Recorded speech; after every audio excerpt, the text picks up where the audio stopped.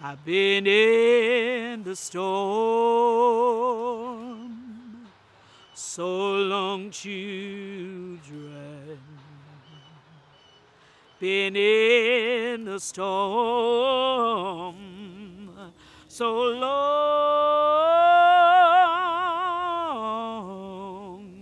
Oh, I just need a little time to pray.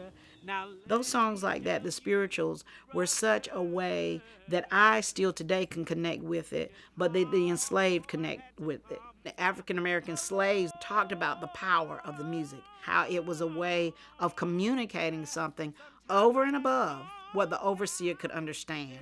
I'm not in slavery now, but there are still issues and concerns of our day and trials and tribulations. And the power of a song is a way that you can deliver your own soul.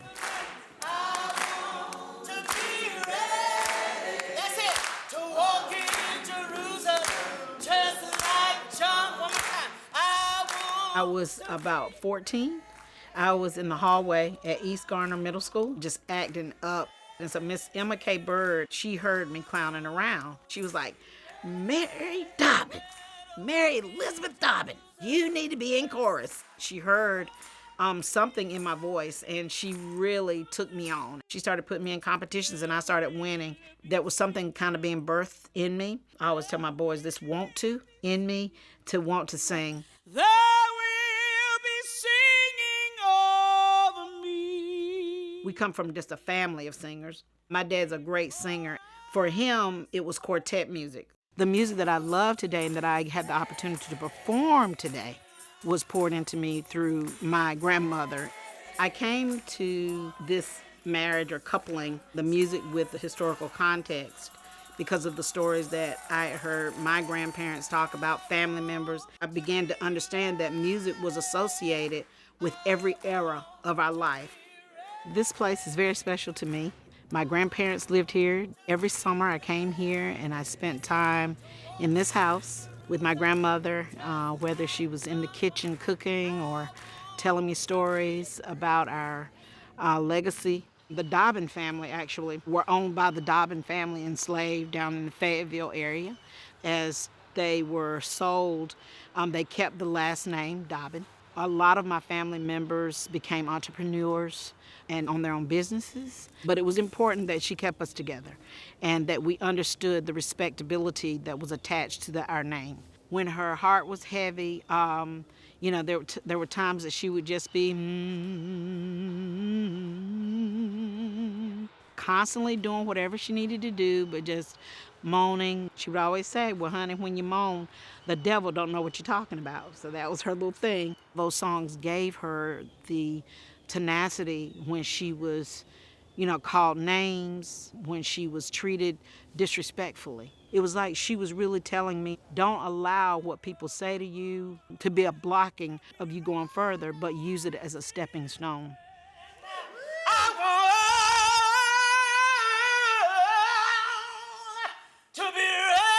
I did a concert for the racial reconciliation folks in Raleigh. Then they invited Professor Timothy B. Tyson to do a talk. The title of the book, Blood Done Sign My Name, is a spiritual.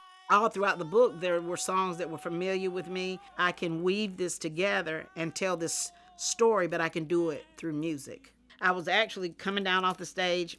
Tim Tyson met me at the bottom of the steps, and so he embraced me. When his face met mine, I was like, my God, he perspires as heavily as I do. But really what was going on, he had been weeping.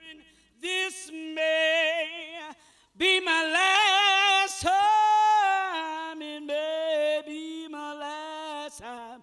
I don't know. Y'all clap your hands. The slave community, that nucleus, they understood exactly what every song meant. My Lord, he calls me by the thunder. When the enslaved would sing that song, there's an opportunity of escape. If it rains, you can't be tracked. I think people are fascinated not just with the history, but the fact that when I present, they get to join in. There's an experience that we are all having together. I'm having an individual experience because it's deeply rooted within me as to who I am. But we develop a community. North Carolina just has such a presence. We have a lot of history. It is complicated. But in that complication, songs have come up out of it. The thing about songs of the enslaved is that they always look upward.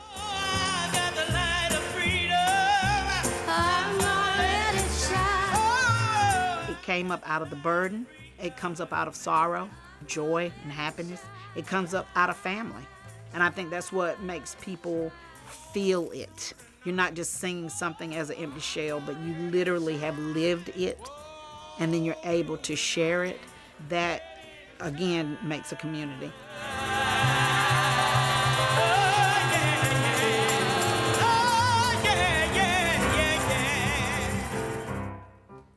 This